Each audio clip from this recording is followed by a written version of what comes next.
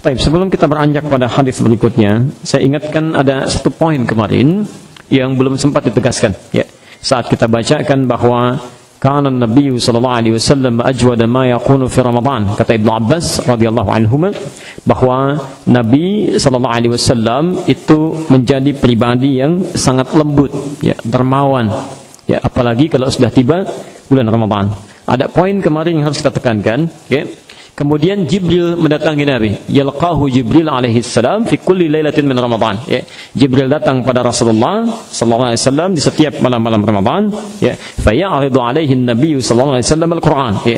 Maka beliau mulai menyampaikan Quran, bacakan, mempresentasikan Quran, Jibril menyimak. Ya. Kita kemarin sudah bahas hukum-hukum bacaan Quran di bulan Ramadan. Ya, jadi yang prioritas bukan untuk mengkhatamkannya, tapi bagaimana membacakan dengan benar. Ya. Nabi membacakan di hadapan Jibril yang menurunkan Qurannya. Jadi ada petunjuk, ada guru untuk membacakan Quran, tidak mengejar khatam, tapi maaf yang dibacakan tidak tepat. Nah, yang kedua yang ingin saya tekankan, sekarang kami ingatkan, ternyata nilai-nilai kelembutan dan kebaikan Nabi di hadis kemarin itu ditampilkan setelah paparan mengenai presentasi Nabi yang membacakan Quran di hadapan Jibril. Lihat urutan hadisnya. Ya, Jibril mendatangi Rasulullah SAW di malam Ramadan. Bertambah kelembutan Nabi. Mulai Nabi membacakan Quran. Nah, ketika selesai menyampaikan ini, disebutkan lagi bertambah kebaikan-kebaikan Nabi. Nah, ahli hadis sementara ada yang mengomentari di sini, ketika kebaikan-kebaikan itu bertambah setelah malamnya disebutkan Nabi membacakan Quran pada Jibril, ini memberikan petunjuk bahwa, maaf, orang-orang yang benar baca Qurannya itu adalah orang-orang yang bisa merefleksikan nilai-nilai Quran dalam amalannya. Jadi yang diinginkan bagian keduanya, itu bukan cuma menamatkan Qurannya, membaca dengan benar, tapi tilawah isinya. Itu poinnya. Ya. Anda bisa nggak bayangkan, Nabi baca Quran, bisa langsung mengamalkan. Ya, baca ayat-ayat tentang sedekah, beliau sedekah. Ya. Baca ayat-ayat tentang salat, beliau salat dengan khusyuk. Baca ayat-ayat tentang berinfak, beliau infak. Baca ayat-ayat tentang membahagiakan orang, beliau bahagiakan. Baca ayat-ayat tentang memaafkan orang, beliau maafkan. Nah, itu jadi kalau baca Qurannya benar, khususnya di Ramadan itu bukan hanya qiraah, bukan hanya membaca sesuai ilmu tajwid, tapi boleh juga dengan tilawah. Tilawah, ya. Anda bisa pahami dengan tilawah, membaca Quran dengan maknanya. Ya. Nah, ini tidak harus banyak. Ya, bisa 3 ayat, 5 ayat, tapi antum langsung praktekkan. Ya, bisa antum bagi 2 nih, 10 hari pertama untuk qiraah, baca dengan benar, ya. 10 hari kedua untuk tilawah, pahami isinya. Ya, ambil 5 ayat saja. Ya. Ada 2 metode di sini, ya, saya bisa sampaikan. Satu, itu metode berdasar tertib ayat. Ya, misal, antum ambil 5 ayat dulu Al-Baqarah. Dari Alif Lam Mim sampai Ulaika. Ya, keluarkan, tilawahi, lihat tafsirnya. Lihat tafsirnya, lihat maknanya macam-macam, ya. Kalau bisa, apa yang Anda punya di kitab tafsir itu jajarkan. Apa yang dikatakan Ibnu Katsir, apa yang dikatakan Al-Alusi, apa yang dikatakan Fakhr Razi dan seterusnya, para imam-imam besar itu.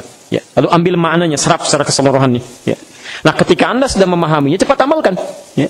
Ayat 3 misalnya, alladzina yu'minuna bil ghaib wa yuqimunas shalah. Orang takwa itu ketika dia yakin dengan Allah yang gaib, dia mencoba menyempurnakan salatnya, membuktikan iman dengan menyempurnakan salat. Diajarkan turunannya bagaimana salat yang sempurna itu. Dari mulai wudu yang benar, dari mulai cara salatnya, sifat salat nabinya. Itu yang dimaksud dengan tilawah. Di ketika bacakan itu, praktekkan langsung. Nah, itu roh ayat yang kemarin kita pelajari dari hadis-hadis yang kita bahas di pertemuan lalu. Ya, jelas di sini? Jika Anda bisa melakukan itu Masya Allah. Itu pahalanya lebih besar dibandingkan hanya sekedar baca. Hanya sekedar baca. Ya. Itu dilukiskan dalam beberapa hadis-hadis sahih. Itu pahalanya bisa lebih daripada seluruh benda yang ada di langit. Ya. Kemarin kita bahas, ya. Kalau Anda melakukan kebaikan, poinnya kan 10. Ya, hari biasa, ya.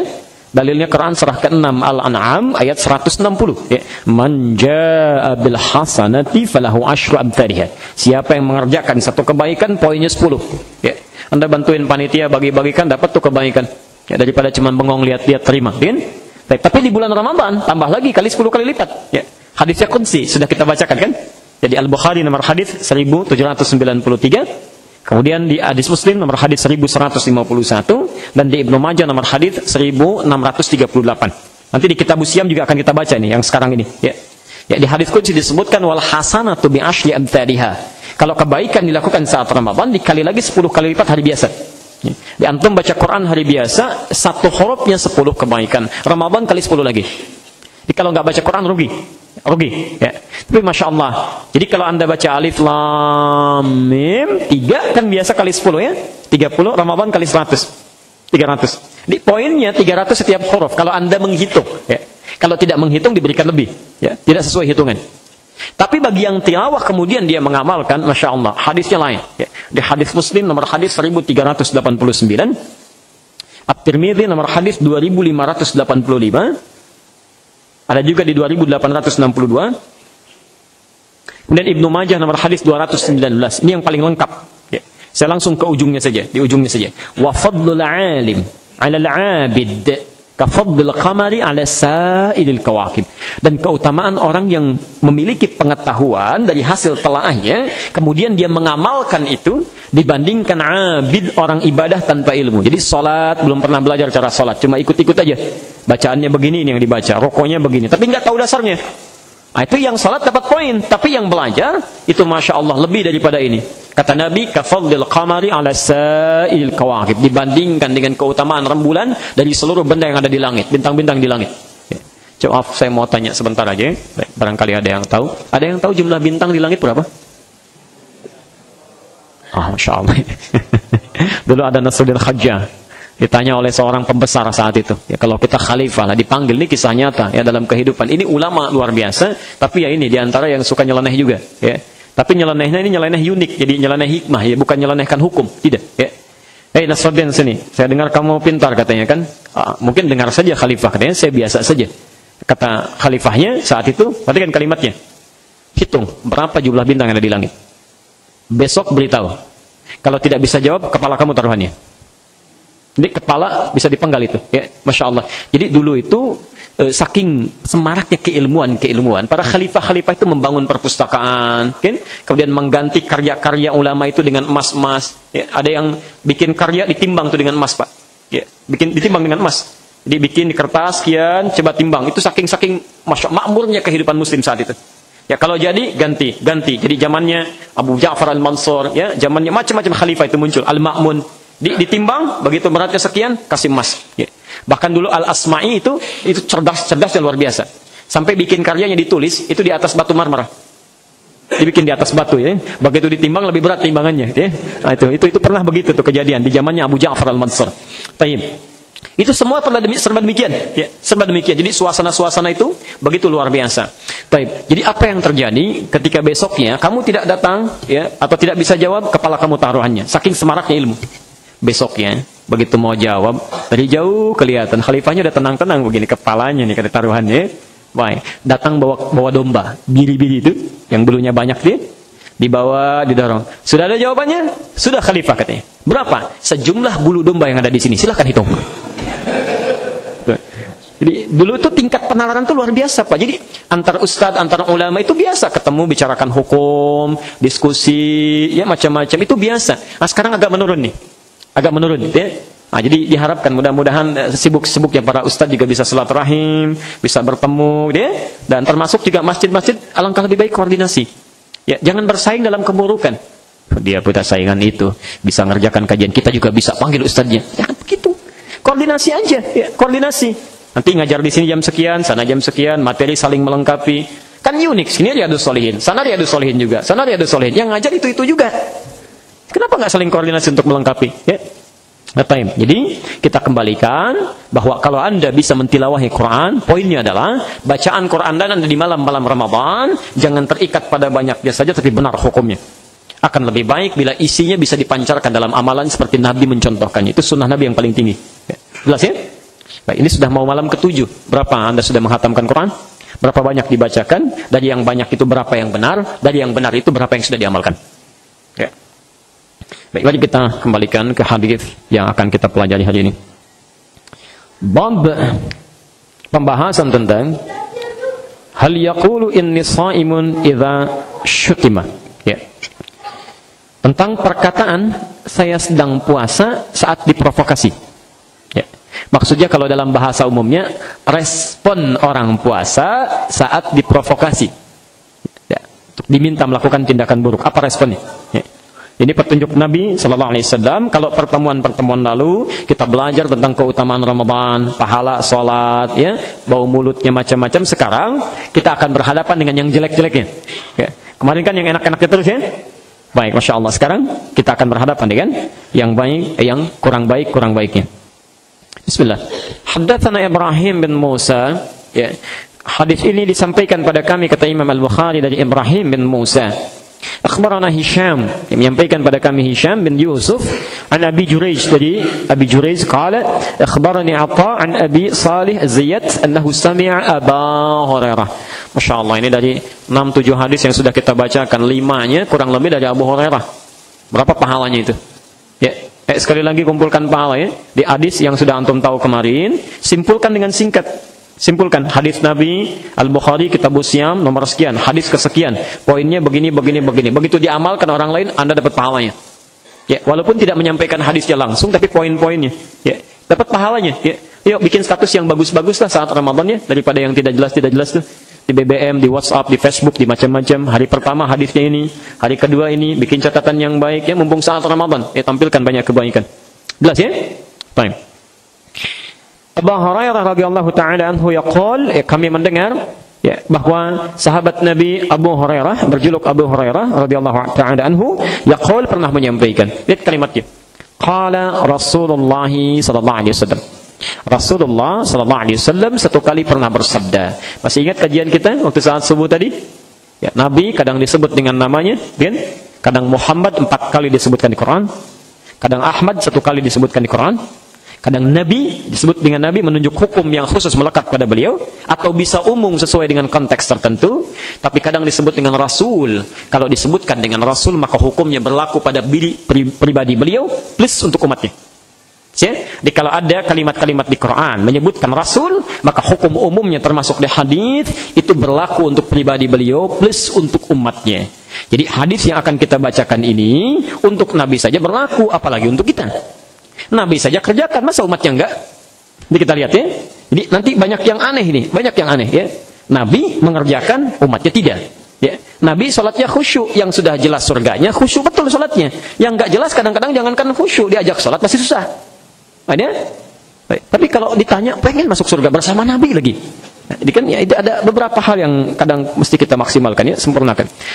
Kalau Rasulullah sallallahu alaihi wasallam, satu kali Rasulullah sallallahu alaihi wasallam pernah menyampaikan, qala Allah, ini hadis qudsi. Qala Allah azza wa jalla. Allah Subhanahu wa taala berfirman di hadis qudsi. Ya, hadis qudsi itu hadis yang disandarkan kepada Allah Subhanahu wa taala dari segi pemaknaannya, tapi lafaznya disampaikan oleh Nabi sallallahu alaihi wasallam. Ya, baik. Perhatikan kalimatnya. Ini saya tegaskan betul, ya. Kalau ada hadis qudsi itu enggak banyak.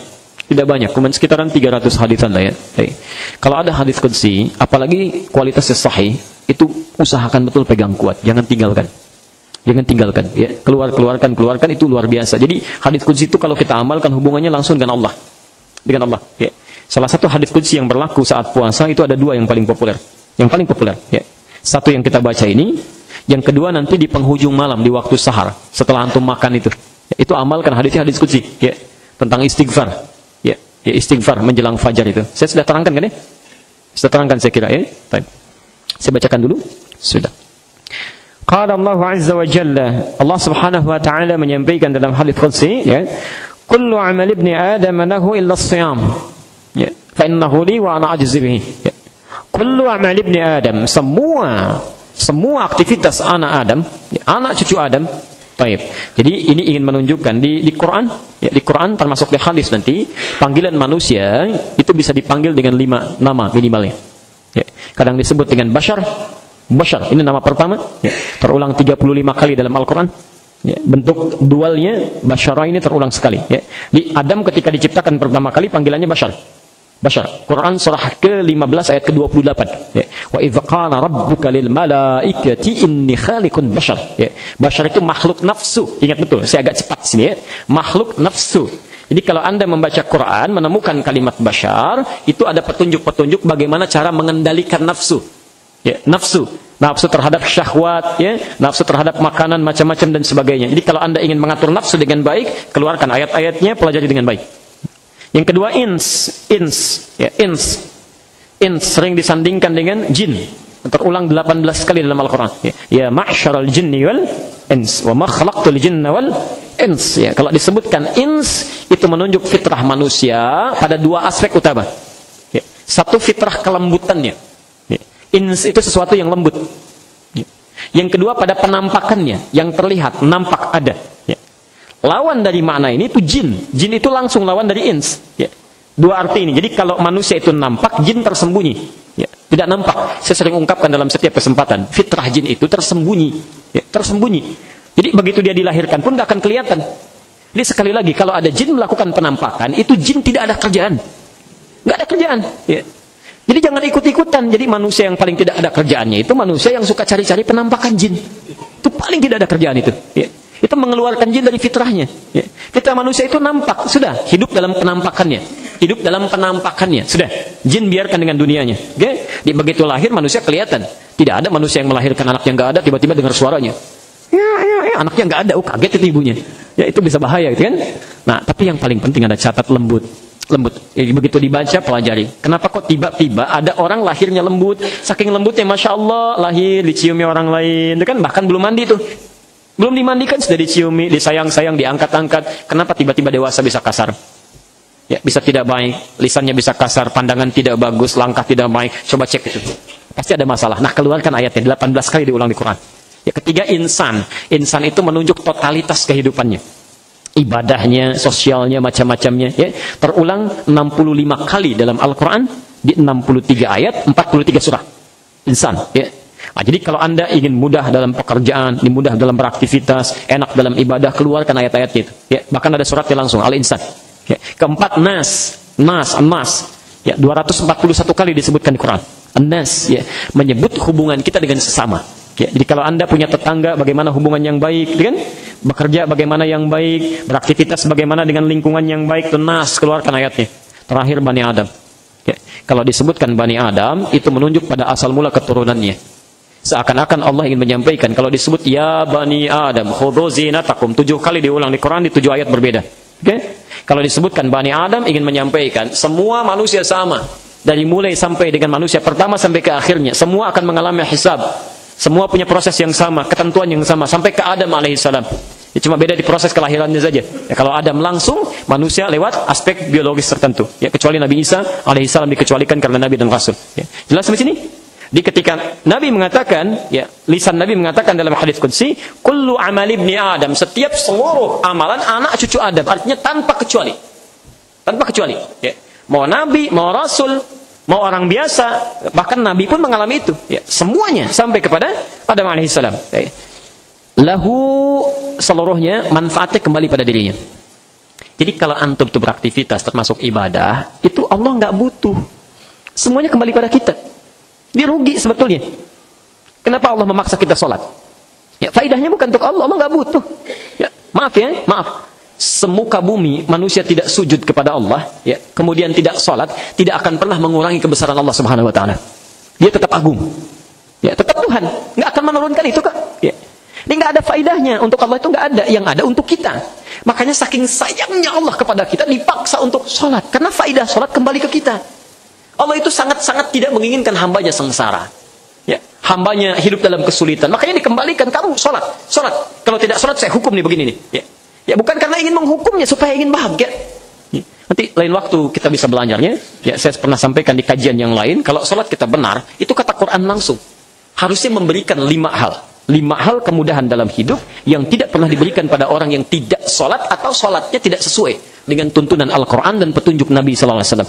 Cek, dari ribuan kali rukuk dan sujud yang pernah kita kerjakan, berapa dari 5 ini yang didapatkan? Ya, berapa? Ya. Saya baca cepat saja ya, untuk pengetahuan, baca cepat. 1, orang sholat kata Quran, seharusnya pribadinya berubah jadi baik. Quran surah ke-29 ayat 45. Inna salata tanha 'anil fahsya. Nah, perhatikan menerjemahkannya ya. Perhatikan cara menerjemahkannya.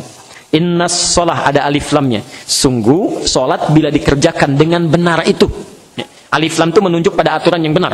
Tidak sembarangan, nggak bebas. Ya. Kalau nggak ada alif lamnya, inna sholah, artinya sholatnya bebas. Mau khusyuk, mau tidak, mau lambat, mau cepat, terserah Anda. Tapi kalau ada alif lamnya, berarti menunjuk pada aturan. Ada petunjuknya, nggak boleh sembarangan. Ya. Hati-hati, tidak boleh sembarangan. Ya. Innas shalah, kalau salat ditunaikan dengan benar itu tanha 'anil fahsya'i wal munkar. Pasti akan mencegah pelakunya dari dua sumber keburukan. Ya, maaf ya, kalau ada orang bersifat dan sikap tidak baik, itu sumbernya cuma dua. Ya, kalau tidak fahsya, pasti munkar. Ya. Keburukan dari syahwat, kata-kata kotor, ya, celaan, hinaan, macam-macam, termasuk pornografi, porno aksi, LGBT, ya, baik itu termasuk bagian dari fahsya. Ini mustahil ada orang sholat kata-katanya kotor, mustahil. Kalau ada orang suka mencela apapun jabatannya, ya, mencela, menghina, macam-macam, kosakatanya buruk, nggak sholat, nggak usah dipikirin. Memang nggak sholat. Yang jadi masalah ada orang sholat buruk perangainya itu. Ya. Mungkar, maaf, perbuatan yang diingkari oleh hati, sumbernya nafsu perut dan akal. Bohong, mencuri, korupsi, merampok, membunuh, macam-macam itu mungkar. Berselisih itu mungkar. Ya. Maaf. Saya kadang suka tidak habis pikir ya, suka agak kebingungan ini. Bahkan kadang-kadang di beberapa tempat ada orang mau ke masjid, masih takut kehilangan sendalnya. Padahal mau sholat, mau ke masjid tuh. Ya. Itu kan mungkar. Ya, mungkar. Ya. Saya berikan dua saja supaya tidak terlalu banyak melebar di sini. Nanti Anda bisa lihat di YouTube tayangan tentang sholat ya. Baik. Yang kedua yang paling penting, kata Quran, sholat bila ditunaikan dengan baik, itu melahirkan ketentraman pada pelakunya. Jadi kalau sholat saya, Anda, kita itu benar, ke hati itu tenang. Ya, nggak ada kegelisahan yang berlebihan, galau, prasangka yang tidak baik, pasti tenang itu. Tapi kalau Anda sholat tiap hari, masih gelisah pada yang tidak wajar, itu belum benar sholatnya. Ya. Quran surah ke-13 ayat ke-28. Ya. Ala bizikrillahi tatma'innul qulub. Yakinkan pada dirimu jika zikirmu benar kepada Allah, dampaknya ke hati tenang. Nah, zikir itu banyak jenisnya. Kalimat thayyibah, subhanallah, alhamdulillah, Allahu akbar, itu zikir. Baca Quran itu zikir. Quran surah ke-15 ayat ke-9. Menghafal Quran itu zikir. Quran surah ke-54 ayat 17, ayat 22, ayat 32, ayat 40. Dan puncak zikir itu ada pada sholat. Sholat itu zikir. Quran surah ke-20 Toha, Quran surah ke-20 Toha ayat ke-14. Aqimis sholatan li zikri. Tunaikan sholat dengan benar sebagai zikir kepada saya. Jadi kalau zikirnya benar, hati pasti tenang. Tenang, ya. Ya, saat ta'lim tenang aja. Mau ada mau tidak terserah, gampang. Snack itu bukaan gampang, insya Allah kebagian. Tenang aja. Jadi sedang ta'lim masih mikirin kebagian nggak. Itu padahal barusan sholat asar itu. Ya, baik. Nah, udah mulai itu ya. Jelas ya? Jadi semua aktivitas pekerjaan kita nanti keluarkan haji, umrah, macam-macam itu dampaknya ke kita juga. Feedbacknya ke pelakunya. Illa siyam. Kecuali aturan puasa. Fa innahu li wa ana ajzi bihi. Baik. Ini yang sering ada keliru dalam menerjemahkan. Fa innahu li, maka puasa itu untukku, ya. Sering diterjemahkan ditujukan untuk Allah, Allah yang butuh. Ini pun keliru juga. Ya, Allah nggak butuh termasuk puasa kita. Anda nggak puasa pun Allah nggak rugi kok. Ya. Ada yang menerjemahkan demikian. Ya, jadi puasa itu untuk Allah, ya. Didedikasikan untuk Allah. Allah nggak butuh puasa kita. Puasa untuk kita juga gitu ya. Untuk kita juga. Li di sini maksudnya aturannya langsung Allah yang menetapkan, hubungannya langsung. Ya. Kalau sholat dan yang lainnya menghadap Allah juga. Cuma aturan yang dikemas, malaikat catat, dilihat. Sehingga dampaknya kepada kita, hubungan kita secara langsung dengan Allahnya tidak seperti puasa. Contoh begini. Saya berikan gambaran. Sholat. Ya. Apa hukumnya sholat? Tuh. Orang tahu wajib, tapi masih ada yang meninggalkan. Yang paling menarik begini, ya, jangankan sedang sendirian, sedang banyakan pun masih ada juga yang nggak sholat. Padahal muslim, sedang banyakan, ya masih nggak sholat juga. Ayo sholat, tenang aja, sholat nomor 2, nomor 1 makan dulu. Ya. Masih ada yang begitu, ya. Masih ada bahkan yang tidak sholat. Di dalam kebanyakan orang pun masih nggak sholat, bahkan ada yang dalam sendirian apalagi sibuk kerja, sholat lewat aja, nggak ada rasa di jiwanya. Tapi puasa lain, karena hubungannya langsung terhubung dengan Allah. Allah yang membuat jembatan dengan kita dalam aturannya, langsung Allah yang menetapkannya, maka rasa itu langsung terhubung dengan Allah tanpa hubungan dengan makhluk. Makanya jangankan dalam keramaian, dalam sendirian pun orang puasa itu belum tentu mau minum. Dalam sendirian pun. Nggak percaya silahkan. Kalau tidak percaya, sekarang pulang ke rumah sebelum adzan maghrib nih, kunci pintu rumah, minum sendirian. Mau nggak? Nggak ada yang mau. Bukan karena takut batal juga. Sayang 5 menit lagi, ya azan kok saya makan. Bukan karena itunya. Poinnya hati kita langsung memberikan getaran. Ini dengan Allah nih nggak enak. Karena hubungannya dengan iman langsung nyambung. Ya. Apalagi saat banyakan seperti ini. Saya belum pernah lihat selama kajian 6 hari di sini. Ya, ada di antara kita yang tiba-tiba, Assalamualaikum. Nggak ada tuh. Ya, orang pasti ngumpet. Ya, jangankan yang puasa, ibu-ibu sedang libur aja kalau mau makan nggak ada di hadapan banyak orang. Pasti ngumpet itu, ngumpet. Ya. Yang jualan pun nutup-nutup itu, nutup-nutup itu ya. Saking berlakunya hubungan dengan Allah. Jadi ada rasa langsung di sini. Yang dimaksudkan di sini bukan puasanya berikan kepada Allah, bukan. Tapi aturannya langsung terhubung dengan Allah langsung tanpa perantara yang lain. Ya. Bahkan dari sisi pahalanya, fa innahu li wa ana ajzi bihi. Bahkan Allah yang langsung mengatur urusan pahalanya. Kalau hari biasa tidak. Ya. Bapak sholat, dicatat oleh malaikat. Sekian pahala tetapkan oleh Allah. Selesai, nanti dibuka di akhirat. Sepanjang ikhlas. Ingat, sepanjang ikhlas.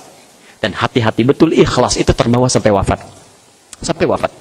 Demi Allah saya katakan, tolong jaga amal kita itu. Bermohon, berdoa kepada Allah supaya Allah menjaganya.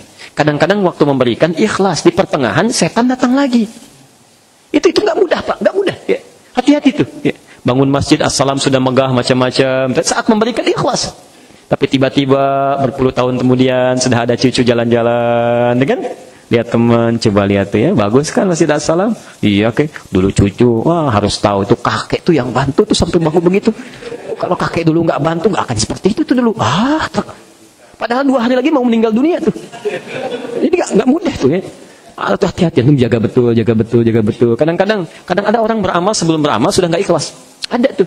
Ya, mau berinfak padahal biasa saja infak ya, sudah bikin spanduk dari Sabang sampai Merauke kan. Musim kampanye itu kasih ini, kasih ini, kasih itu udah gak ada nilainya tuh. Gak ada nilainya. Ya. Dan yang seperti itu harus selektif ya. Harus selektif. Ngapain antum menerima dari orang-orang yang tidak jelas, ya, sumbernya yang tidak jelas, niatnya dan sebagainya. Itu hanya akan membuat rusak suasana. Silakan Pak berikan aja pada yang lain lah, ya. Daripada diberikan tapi tidak ada keikhlasan dalam diri Bapak. Khawatir nggak berkah nanti. Betul begitu selesai kampanye nggak terpilih diminta lagi. Bawa kwitansi itu saya pernah ngasih ke sini katanya minta lagi, ya. Kan luar biasa itu luar biasa. Ya.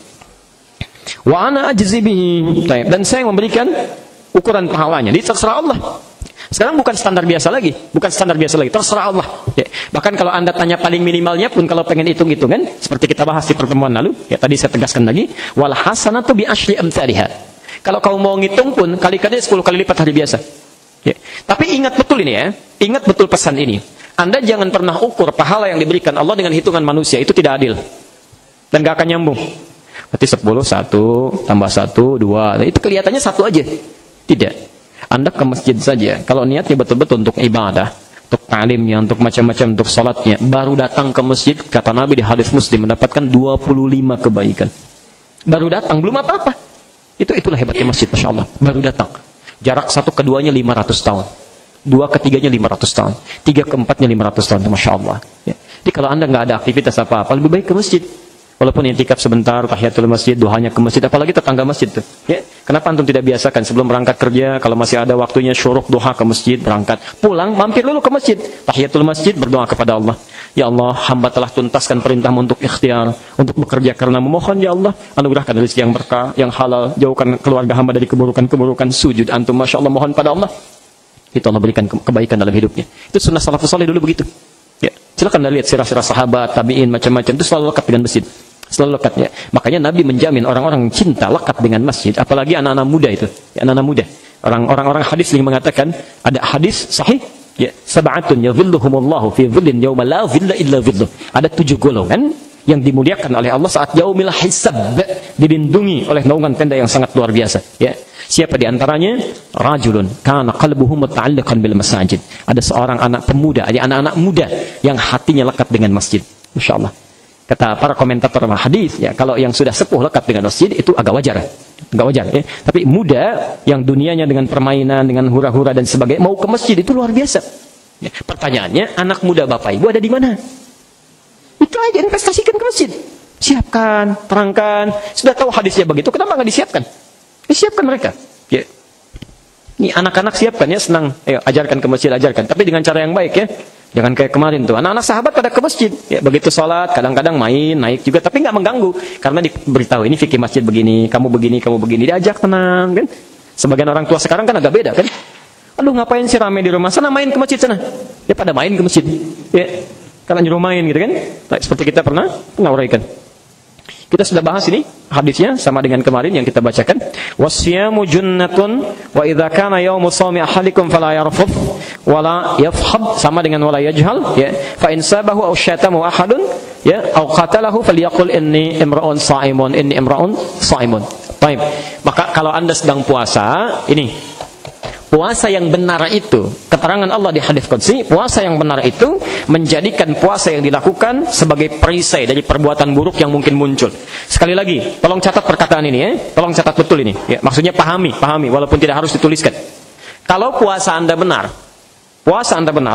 saya benar, kita benar, itu diantara cirinya adalah tidak muncul perbuatan-perbuatan yang negatif, ya, kontraproduktif dalam diri kita. Mustahil, ya. Baik yang sifatnya mengandung dosa ataupun yang tidak bermanfaat, ya. Dicoba cek sampai hari ke-6 ini, kalau lisan kita masih berkata walaupun tidak kotor tapi nggak ada manfaatnya, maka puasanya masih belum sempurna. Pandangan Anda nggak dosa, memang nonton tuh nggak dosa tapi nggak ada manfaatnya, berarti belum sempurna, ya. Mushaf jarang dilihat, film ditontonin terus, ya, bola diliatin terus, masya Allah. Yang nggak masuk akal itu di orang jalan lewat diliatin, ya, ngabuburit, ngitungin mobil, lewat, nggak ada kerjaan. Gimana kan ada ke masjid, baca Quran, beres-beres, baca macam itu lebih banyak pahalanya. Nah, itu diantara perbuatan yang tidak bermanfaat. Saya teruskan, kalau Anda bisa kerjakan itu berarti puasa kita bagus, tahan diri kita dari berbagai provokasi. Ini syahidnya. Wa inimru'un syatamahu aw qatalahu falyaqul inni imru'un shaim. Kalau ada yang memprovokasi, kuatkan pada diri kita, saya sedang puasa. Gak boleh terpancing. Jelas ya? Kalau sudah bisa melakukan itu, teruskan. Walladzi nafsu Muhammadin biyadihi, dan demi jiwa Muhammad yang ada dalam genggaman Allah Subhanahu wa taala. Nabi berjanji dengan jiwanya. Ini sumpah paling tinggi, ya, sumpah paling tinggi dalam kalangan Nabi. Jadi jiwanya dipertaruhkan untuk menyampaikan kalimat di hadapan Allah Subhanahu wa taala. Kata Nabi, la khulufu fa bis-shaimi atyabu 'indallahi min rihil miski yaumal qiyamati. Ya. Maka orang-orang yang benar puasanya itu akan dibahagiakan oleh Allah saat dibangkitkan. Bahkan bau mulutnya lebih wangi dibandingkan dengan minyak kasturi. Seperti kita bahas pertemuan yang lalu. Belum selesai. Ini hadis ini sering dibagi-bagi. Padahal hadis yang sama. Ya. Dipotong jadi 3-4 bagian. Padahal satu kesatuan. Sama hadis yang nggak beda. Ya. Bagian terakhirnya, lihat, lis-shaimi farhatani. Bagi orang puasa memiliki 2 kebahagiaan. Ya. Farhatun yafrahuhuma idza afṭara fariha. Kebahagiaan pertama yaitu saat buka. Masya Allah. Kita nyiapkan ini koloknya, ini kurmanya, ini macam-macamnya, ini minumannya, pengen langsung diminum. Begitu dengar adzan, Allahu Akbar, saking bahagianya, hausnya bisa hilang. Bisa hilang, ya, saking bahagianya. Ya, time. Dan doa bisa terkabulkan saat itu. Wa idza laqiya rabbahu fariha bis-shaumihi. Dan ketika menghadap Allah, senang dengan puasanya karena pahalanya berlimpah. Orang-orang nunggu hisab, ini sudah dipanggil-panggil sama pintu Ar-Rayyan. Kemarin kita bahas. Ya, masya Allah, pamikhraf, ditunggu-tunggu, orang masih dihisab. Masya Allah, karena puasa menanti, gitu ya. Anda mau pilih yang mana? Ada pintu salat, seperti kemarin, pintu jihad, pintu puasa, pintu sedekah, dan pintu yang lain. Dan pintu yang paling baik, seperti kami sampaikan adalah semua pintu berebut memanggil Anda. Itu yang pernah disampaikan oleh Rasulullah kepada Abu Bakar As-Siddiq. Baik, saya bacakan satu hadis dulu ya. Sebagai tambahan ini, karena ini untuk besok saya tarik ke sekarang. Nanti 5 menit terakhir sebelum buka saya coba bacakan beberapa yang masuk sini. Baik.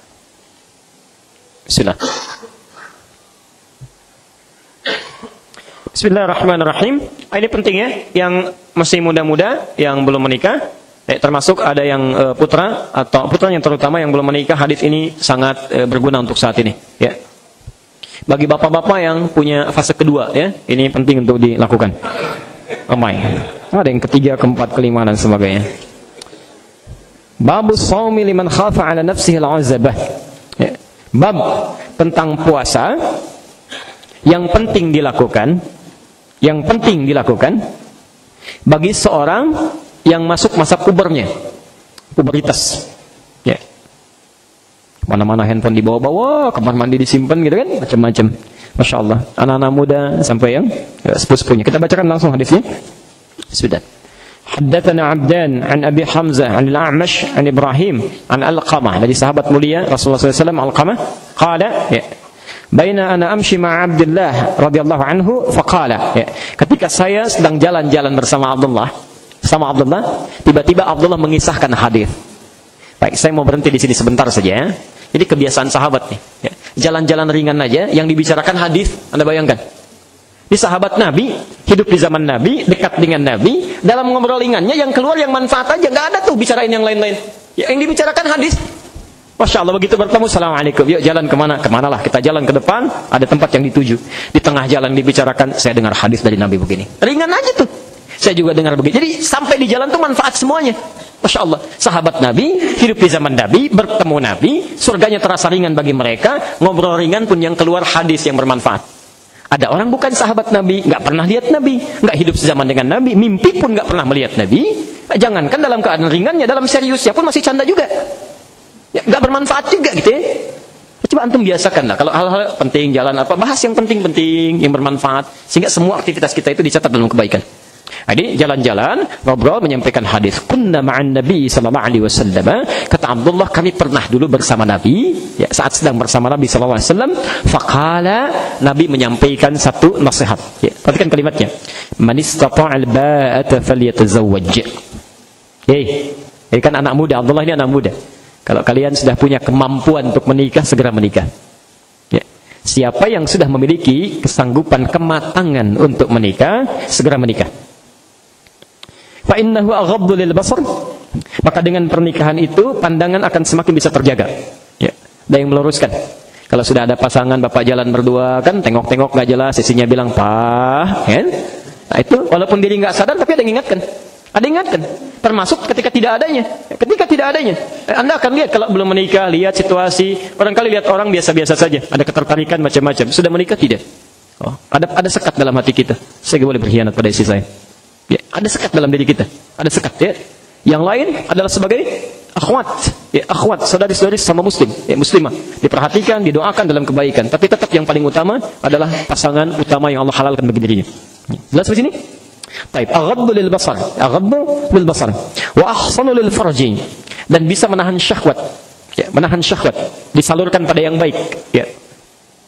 Wa man lam yastati' fa 'alaihi bis-shaum fa innahu lahu wija'un. Ini syahidnya. Maka jika Anda belum memiliki kemampuan untuk melakukan pernikahan itu, ya belum ada kesanggupannya, maka perbanyak puasa.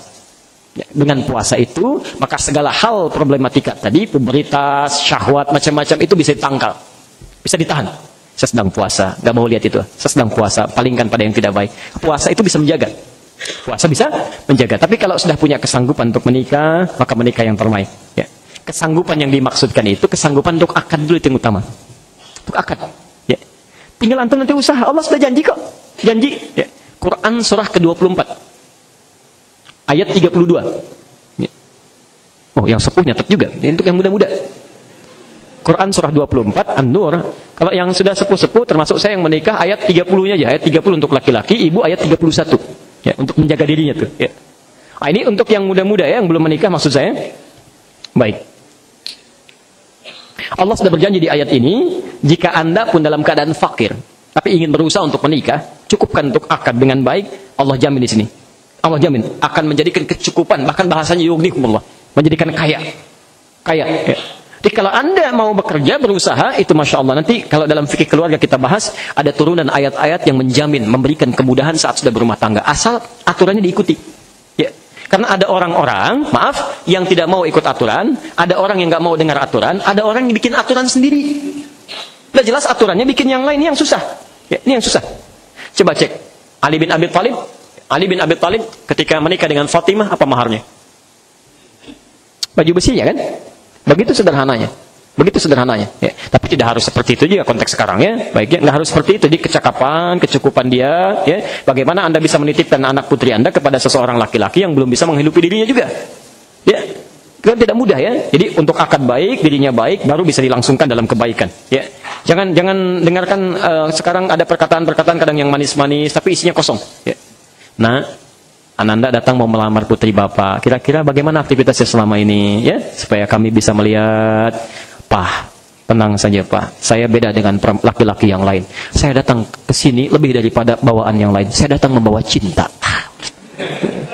Yang lain juga butuh gitu ya. Pekerjaan Anda apa? Dari mana Anda? Nggak cukup dengan cinta aja. Anak saya mau dibawa kemana? Gitu kan?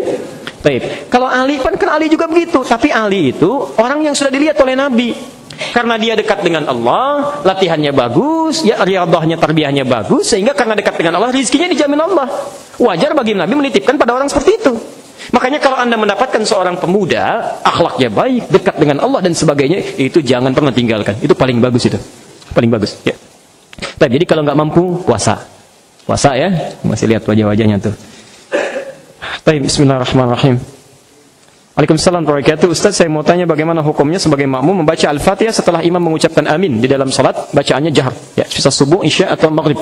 Hukum membaca Al-Fatihah dibagi pada dua bagian. Dalam salat berjamaah, ingat, dalam salat berjamaah status sebagai makmum. Yang pertama adalah dianjurkan dengan sangat membacakannya dalam keadaan masih bisa membaca. Misal dalam keadaan masih bisa membaca saat memulai dari awal salat, imam takbir, antum takbir, itu masih bisa baca. Jangan tinggalkan ya, jangan tinggalkan. Maka berlaku kaidah hadis, la salata liman lam yaqra bi Fatihatil Kitab. La di sini setelahnya kalimatnya fathah. Ingat saya sudah ajarkan ya. Ada la menggunakan dhammah, la menggunakan sukun, la menggunakan fathah. Masih ingat la menggunakan fathah? Apa hukumnya? Maknanya apa? Aduh, antum kebanyakan makan bukaan ini. Sahur banyak, makan buka banyak, jadi yang lupa juga banyak. Naksi berkurang. Tidak sempurna. La salat, tidak sempurna salat seseorang. Jadi pahalanya nggak lengkap. Liman lam yaqra bi Fatihatil Kitab, yang dia bisa baca Al-Fatihah tapi dia nggak baca. Ya. Tapi kalau sengaja dia tinggalkan dengan maksud meninggalkannya, itu tidak benar, bisa batal salatnya. Ya, tidak di situ bisa berarti bukan tidak sempurna lagi, tidak sah. Ya. Ini kalau Anda bisa bacakan, baca, ya, baca. Kecuali dalam keadaan kedua. Ya. Misal imam sudah rukuk, maka Anda langsung rukuk, nggak usah baca Al-Fatihah lagi. Jadi begitu takbir Allahu Akbar langsung ikut rukuk. Dan rukuk itu nama lain dari rakaat. Jadi kalau Anda sudah ikut rukuk berarti sudah dapat satu rakaat. Berlaku hadis Nabi, innama ju'ilal imamu liyutamma bihi. Ya, imam dijadikan untuk diikuti. Fa qiraatul imam qiraatul makmum. Maka bacaan imam yang tidak dapat diikuti oleh makmumnya, maka sudah terwakili oleh bacaan imamnya. Jelas ya? Begitu Anda rukuk langsung rukuk aja. Langsung ikuti, dapat satu rakaat. Ya. Dan enggak usah nambah, itu sudah dapat. Ya. Jelas sampai sini? Nah, jadi dapat bagian dari bacaan-bacaannya. Dan imam dianjurkan memberi kesempatan pada makmum untuk membacakan Al-Fatihahnya. Misal, bisa dengan cara memberikan jeda dalam setiap bacaan ayatnya. Ya. Alhamdulillahi Rabbil Alamin. Tidak sebentar, walaupun cuma setengah detik ya, untuk diikuti. Atau 1 detik. Ar-Rahmanir Rahim. Maliki Yaumiddin. Misal. Kalau memang harus dibacakan cepat, qiraah hadar misalnya, dalam seperti salat tarawih, ya, yang rakaatnya lebih banyak, bacaan jadi lebih cepat, maka berikan jeda setelah waladhdallin. Ya, ghairil maghdubi 'alaihim waladdallin. Amin. Berikan jeda. Jeda diberikan kisaran, dibacakan cukup 3 ayat. Ya, 3 ayat. Kalau sudah sampai 3 ayat, itu dipandang cukup. Membacakan satu surahnya ya. Bismillahirrahmanirrahim. Alhamdulillahirabbil alamin arrahmanir rahim. Dipandang cukup sampai sini. Karena jumlah ayat paling sedikit di Quran dalam satu surat itu 3 ayat. Inna a'tainakal fashalli lirabbika inna syani'aka. Jika antum baca Quran mewakili 3 ayat, itu sudah dipandang cukup, boleh rukuk. Ya, atau baca ayat yang panjang bahkan lebih nilainya dari 3 ayat. Itu boleh. Ya, cukup untuk dilakukan. Jelas sampai sini? Lihat di kitabnya Muhammad Ali As-Sallabi. Ya, As-Sallabi. Baik. Muhammad Ali bukan As-Sallabi, As-Sabuni, maaf. Muhammad Ali As-Sabuni. Ya. Namanya Tafsir Ayat Ahkam. Judulnya Rawa'iul Bayan fi Tafsir Ayatil Ahkam. Disingkat jadi Tafsir Ayat Ahkam. Ini tafsir tentang hukum-hukum saja yang berlaku dalam Quran. Ya, ada 3 jilid. Bahasan tadi di jilid pertama halaman 19 sampai halaman 59. Ya, itu Anda bisa saksikan di situ dan perbedaan pendapat para ulamanya. Sudah diterjemahkan ke dalam bahasa Indonesia. Cetakannya 2 jilid, warnanya coklat, terbitan dari Bintang Surabaya. Silahkan dicek ya. Itu di jilid yang pertama. Ya, bagian keduanya Anda bisa lihat di situ halaman 19 sampai halaman ke-45.